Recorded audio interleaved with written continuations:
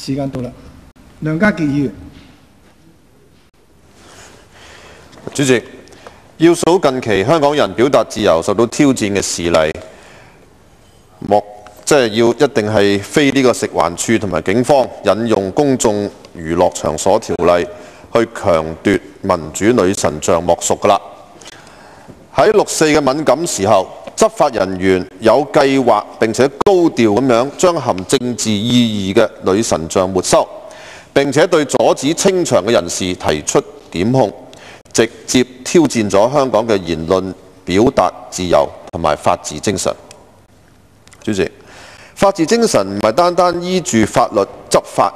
判案咁簡單嘅，法治精神係用法律嚟保障人民嘅權利同埋自由，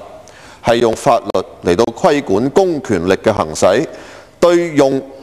強權打壓小眾同埋弱勢嘅情況絕不容忍同埋姑息。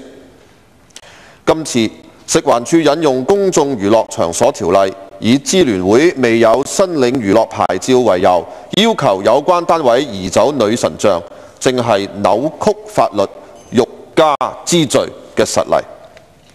大律師公會亦都發表咗聲明，明確指出公眾娛樂場所條例嘅原意係規管公開表演，保障參與者嘅安全。並質疑當局將展示民主女神像視為公眾娛樂活動嘅講法。當局要求紀念6·4嘅抗議活動申請娛樂牌照，我認為係對6·4死難者同埋佢家人極大嘅侮辱，亦都係唔合常理嘅。而呢一種明顯針對6·4嘅執法同埋隨之而嚟嘅白色恐怖，令到基本法賦予香港人嘅言論同埋表達自由明顯遭到蠶食。主席，由食環署執行嘅有關條例涉獵範圍非常博大，當局如果有心要利用呢一啲法律條文去打擊異己，作為打擊嘅政治工具，可謂係易如反掌。此風若長，香港嘅法治精神將蕩然無存。今日拘禁嘅係民主女神像，聽日拘禁嘅將係香港人嘅自由。無論立法者將條文寫得如何仔細，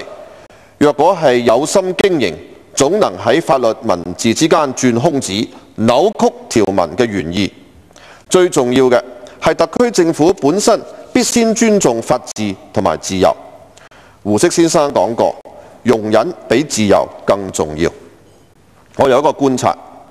而家無論係特區政府或者香港社會之內，好似越嚟越少容忍。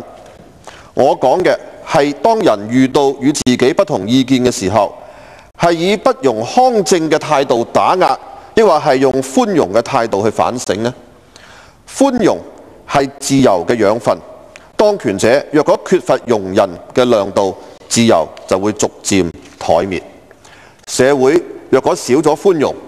香港不久就會變成咗批鬥場，冇容忍就冇自由。若果特區政府連高志活、陳為民都容不下，又點樣能夠講香港係自由嘅社會呢？主席，我亦都想講一講中文大學校方以政治中立為理由，唔准民主女神擺放喺中大校園呢件事。主席，面對大是大非而選擇袖手旁觀，本身已經係一種政治表態。大學生應該對國事家事有一份使命，每一間大學都必然有佢嘅道德價值觀。1989年屠城發生之後，香港大學嘅學生喺太古橋上寫上挽聯，悼念死難者。